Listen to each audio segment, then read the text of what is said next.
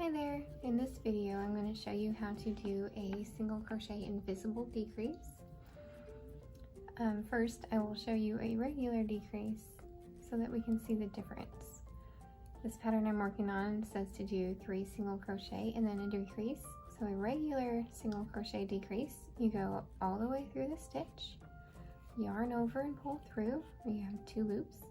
Now you go through all the way through the next stitch, yarn over and pull through, and you have 3 loops. And we're going to yarn over and pull through all 3 loops.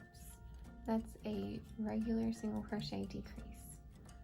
So I'm going to crochet 3 single crochets and then do an invisible decrease. An invisible decrease will only work through the front loop on the next 2 single crochets. So I'm going to go through only the front loop. I am not going to yarn over.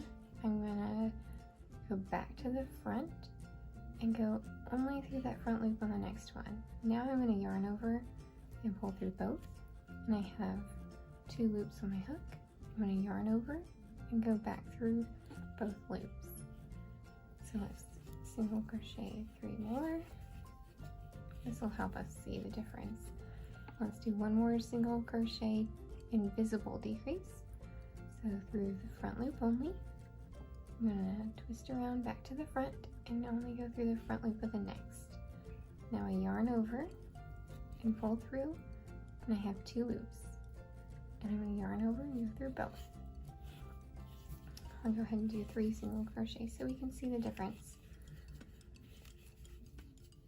Okay, let's go back to the beginning of this round, and we can see the bulk of that regular single crochet decrease, but we cannot distinguish between the other single crochets where the decrease may be. Now a trained eye can make them out, or you can count them. See, there's the regular single crochet decrease. 1, 2, 3. That would be our invisible decrease. 1, 2, 3, invisible decrease. So the purpose of this is to create a more streamlined appearance on the outside of animals, and that's the regular decrease. I hope this helped.